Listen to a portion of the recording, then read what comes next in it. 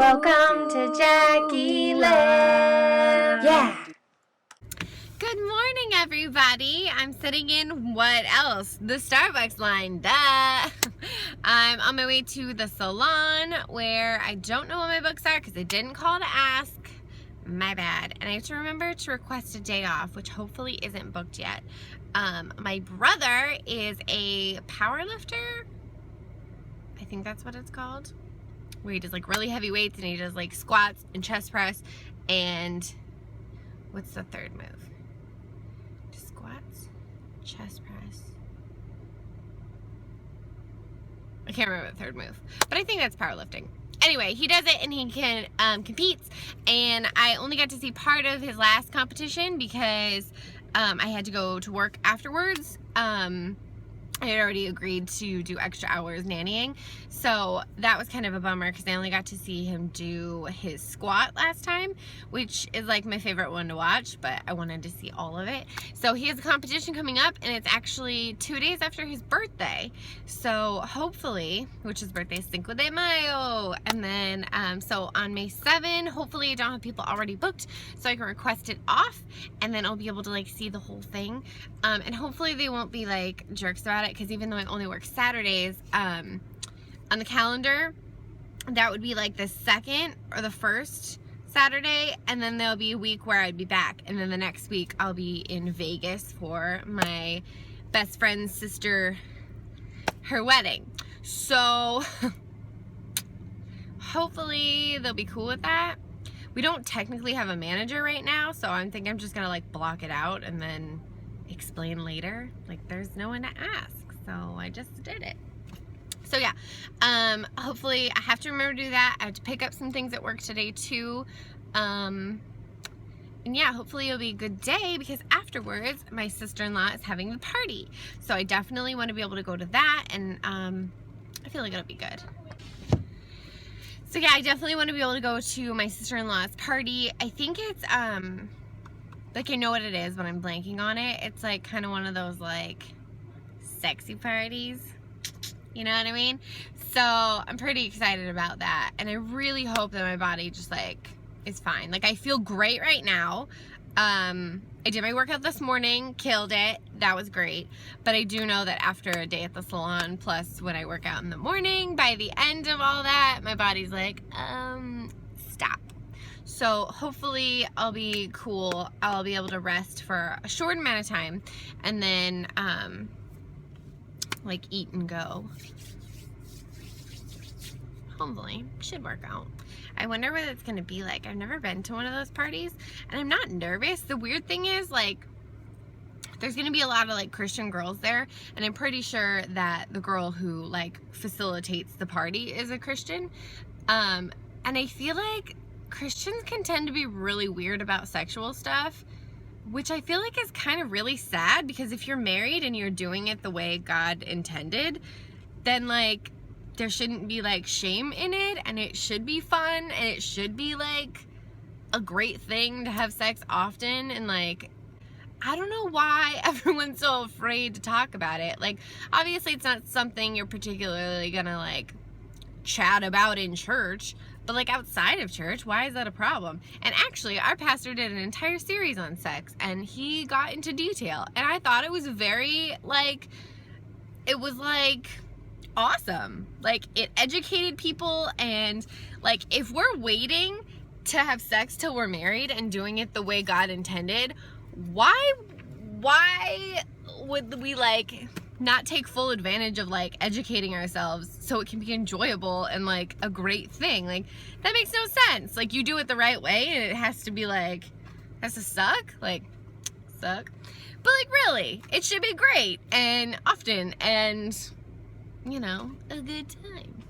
So yeah, it'll be interesting. Like, I'm not gonna be uncomfortable, but I feel like they might be uncomfortable. I don't know. I don't care. Let's talk about it. When I was younger in junior high, my friends, if you don't know, I was a virgin when I got married. I did things, but I didn't have like sex till I was married.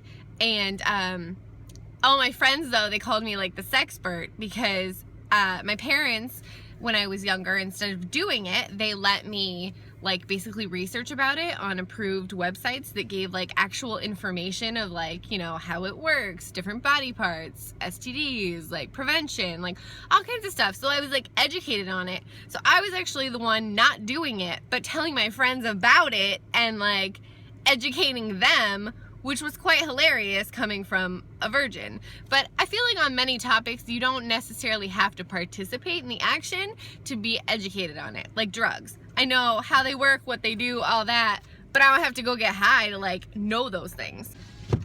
So yeah, I feel like it's kind of doing your kids a disservice. I mean, obviously wait till the appropriate age. I think I was doing that in like junior high, but obviously, like, I think it's kind of doing your kids a disservice to like not let them be educated on the topic of sex.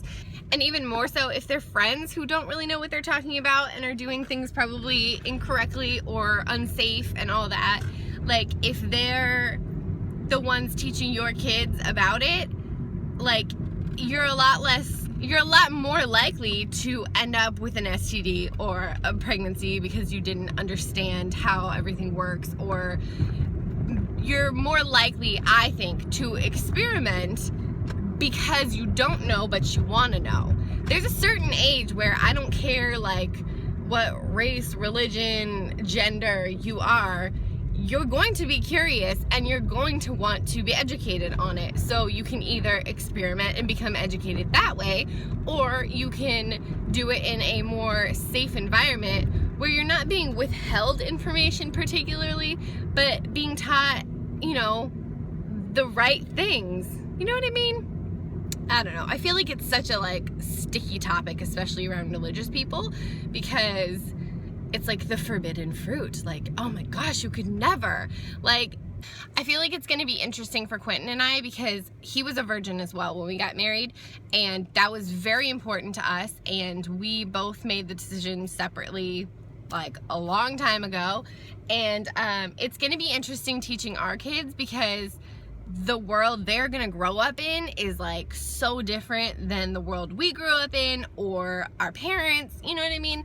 So although we would want them to do the same thing and we would want them to be abstinent till they were married, and we would want the, you know, the best for them and what we believe is the best for them because of our religious beliefs, at the same time, if my child is going to do that, I want them to be educated on how to protect themselves and the risks that they are, you know, partaking in if they do. And I mean, I don't want them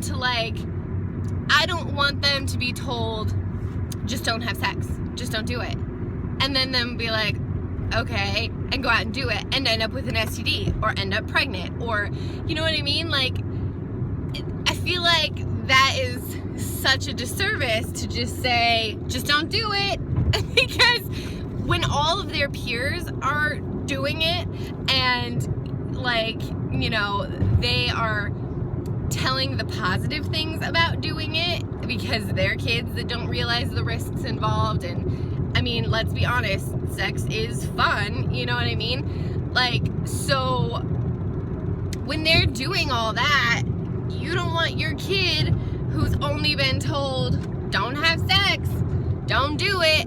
Like, plus I feel like that creates such a stigma. Like, I know that a lot of girls who grew up in a religious community, they, in a way, whether it's outright told to them or it's just the feeling that you get from saying, like, don't have sex, like, you get this feeling of, like, sex is bad, it's evil, it's this horrible thing that we don't talk about and we, like, pretend doesn't happen, and, like, it's so horrible. And it's not. It's, like, a gift from God that we're supposed to have under the correct covering of a marriage, but, like, it's supposed to be a beautiful connection and fun, and, like, it's not supposed to be this, like, horrible evil thing that when you're only told don't do it, it's wrong. It should be more like, you shouldn't do it because of these reasons, and if you are to make that decision, these are the consequences that you very well are going to be, you know, opening yourself up to. And it's funny, in high school I did a debate about like being abstinent and all that, and the amount of like risk or danger or emotional stuff that comes with it that people don't really realize, which is male and female. Don't get it twisted. It's not just females who have emotional attachment that comes with having sex. Like, all of that. So there's like so many reasons why you shouldn't, versus like the one like, but he's really hot and I just want to. Like, I don't know. I've always been in the mind process, and maybe this is wrong, but it helped a lot of like, if I were to have sex without being married and protected, I 100% would get pregnant on the first try. No doubt. And is that true or not? It could happen, but probably not.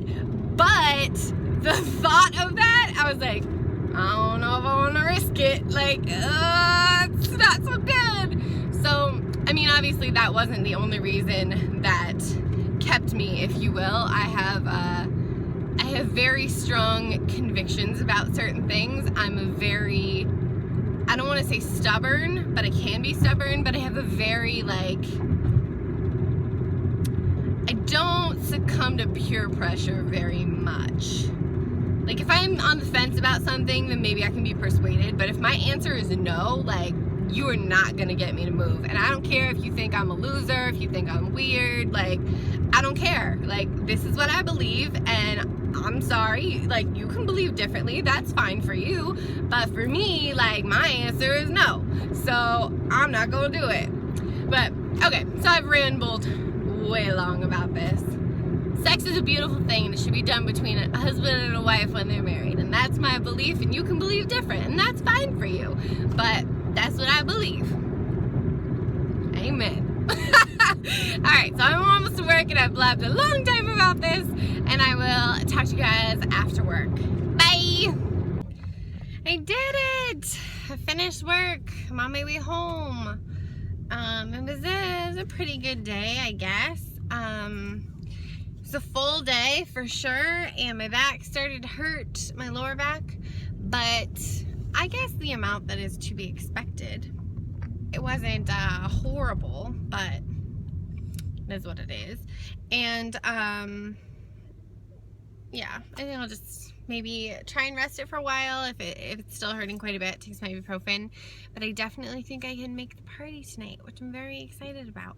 And I'm kind of hungry, which makes sense because I had a very short, I don't know if I could even call it lunch.